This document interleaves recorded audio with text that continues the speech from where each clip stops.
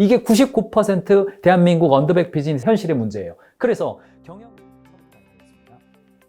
사실 대한민국은 지금 전략적인 키워드가 굉장히 중요한 지점에 있습니다. 한 7년 전부터 디지털 트랜스포메이션, 고금리, 고유가, 그리고 무역의 어떤 제한 이런 것들을 대기업들은요 기획실에서 고민을 했고 변화에 성공을 했어요. 그리고 어떻게 실행할 것인가 이슈로 달려왔어요. 근데 상대적으로 언더백 기업들, 제조업 현장들, 유통업 현장들은 바람이 조금 늦게 왔거든요. 그러다 보니까 당한 측면들이 있어요. 그런데 이 변화에 지금 시점에서 제대로 적응하지 않는다면 내년도는요 더 양극화 현상이 일어나게 돼 있습니다. 시장을 미리 준비한 쪽과 그러지 못한 쪽이 완전 대격돌의 시기가 왔거든요. 그래서 디지털의 보편성이 생겼습니다. 그리고 카테고리별 경쟁자들이 다 등장하고 있어요. 그리고 큰 특징 중에 하나가 산업의 경계를 뛰어넘어서 넘어옵니다. 산업 내에서의 경쟁이 아니라 새로운 그 디지털로 무장한 애들이요 그냥 막 승자 독식의 상태로 공격을 해오거든요. 우리끼리 경쟁하는 것이 의미가 없는 상태가 됐단 말이죠. 그러니까 어떤 대체제들이 있고 어떤 애들이 새롭게 진입하는지를 보지 않으면 왜 안 되는지 모르게 서서히 안 돼버리는 거예요. 그래서 이런 부분들에 대해서 준비하는 거 굉장히 중요합니다. 산업 내의 경쟁자만 보는 것이 아니라 산업 밖에 있는 경쟁자들, 디지털로 무장한 글로벌 기업들, 국내에서도 디지털로 무장한 대기업들이 어떤 것을 진출하고 있는지, 어떤 시장의 기회를 받는지, 내년도에는요 대기업이 작은 기업들 혹은 대기업이 그동안 보지 않았던 작은 시장들의 영역 다 진출합니다.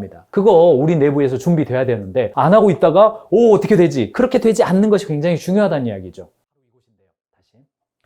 제가 현장에서 만나는 실제 경영계획 수립 단계의 가장 큰 문제는 바로 여기에 있어요. 경영자 입장에서는 보다 다양한 시도를 해보고 목표도 좀 도전적으로 잡아서 좀 한번 공격해보자 이런 마음인데 구성원들 입장에서는 영역을 넓히거나 목표를 높이면 괴로움 당할까봐 못한다는 소리 들을까봐 가능한 좁히고 싶고 낮추고 싶은 거죠. 여기에 큰 문제가 있습니다. 그래서 경영계획 수립할 때 어떻게 하면 한 방향으로 갈 수 있을 건지 그 준비를 하는 것이 굉장히 중요한 지점이에요.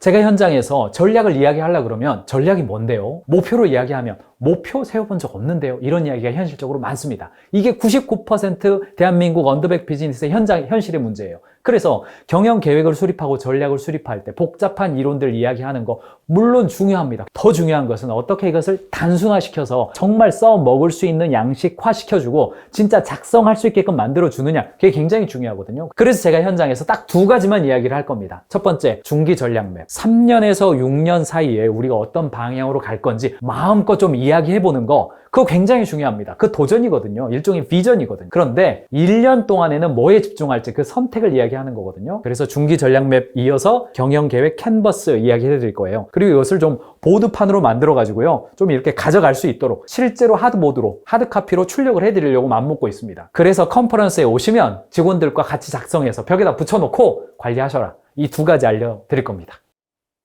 경영계획 하면 세 가지가 고민이실 거예요. 그 첫 번째는 실제로 어떤 목표와 전력으로 가야 될지 모르는 경우. 두 번째 고민, 그 방향성이 있기는 하지만 직원들이 좀 안 따라와 줘서 어떻게 직원들과 함께 갈 수 있을까가 고민인 경우. 마지막 세 번째, 함께 가려고 해도 피드백하고 실행이 되게끔 팔로우하는 거. 이 세 가지가 고민이거든요. 그래서 이 세 가지를 제가 하는 강의에다가 함축해서 담아서 알려드릴 겁니다. 그러니까 방향성에 대한 이야기, 직원들과 함께하는 이야기, 실제로 팔로우, 실천하는 경영계획 이야기. 요 세 가지 제가 해드릴 거예요. 주신다면 무엇이 있을까요?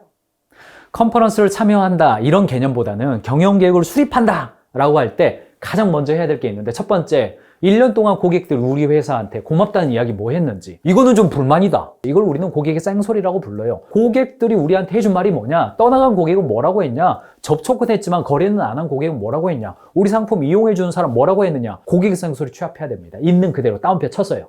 이거 불편해요. 비싸요. 멀어요. 길어요. 싫어요. 그대로 모아야 됩니다. 이게 첫 번째예요. 두 번째, 경쟁자들은 어떻게 움직였는지 그거 보셔야 돼요. 경쟁자, 우리랑 나는 경쟁이 아니라고 생각하지만 고객들은 우리를 경쟁시키거든요. 누군가와. 그 사람들은 뭐를 했는지. 그 다음에 업계 1등은 어떻게 움직였는지. 이거 지금 취합하셔야 될 때입니다. 이거 모으셔야 돼요. 이거 없이 와봤자 공허한 허공에 외치는 이야기밖에 안 됩니다. 실제로 고객이 어떻게 했고 경쟁자가 어떻게 했는지 봐야 돼요. 그리고 마지막 하나, 조금 더 깊이 들어간다면 우리 내부의 장단점이 뭔지.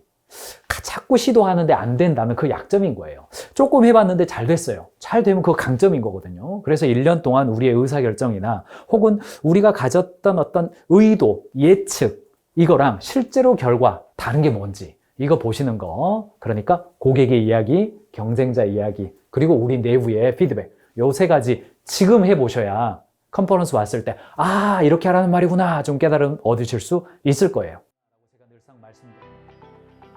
비즈니스는 사랑입니다. 이런 말씀을 드리고 경영자의 실력이 조직의 실력입니다. 이런 말씀 드리지만 뒤집어 보면요. 이 말은 직원의 실력이 경영자의 실력이에요. 그래서 경영자가 경영을 해갈 때 구성원들의 실력을 올려서 그들이 실천해 낼 수 있도록 경영자가 생각하는 비즈니스의 사랑을 실천할 수 있도록 만들어줘야 실제로 경영 목표를 수립하고 연말이 되면 한번 새롭게 도전해보고 싶고 시작하고 싶고 그렇거든요. 그럴 때 구성원들과 마음을 나누고 고민을 나누는 것이 굉장히 중요합니다. 그래야 서프라이즈 경영교육이 되지 않을 수 있어요. 경영자가 어느 날 고민하고 작성해가지고 액자에다 딱 붙이고 출정식 할 때 혹은 시무식 할 때 딱 발표한다고 해서 직원들이 맞습니다 따라가면 좋겠어요. 여러분 회사는 그랬으면 참 좋겠습니다. 근데 제가 만나는 회사는 그렇지가 못하더라고요. 그래서 지금부터 경영자의 고민도 좀 나누고 이거 한번 해보면 어떨까요? 이야기 나누면서 그 흐름을 타면서 컨퍼런스에 참여를 하면 외부에 있는 새로운 인사이트를 많이 듣잖아요. 와 이렇게도 되네? 와 저런 방법도 있네? 와 저렇게 해결했구나 라는 사례를 들으면 에너지가 올라옵니다. 그것을 받아서 경영자와 구성원들이 한번 선택해 봅시다. 한번 달려봅시다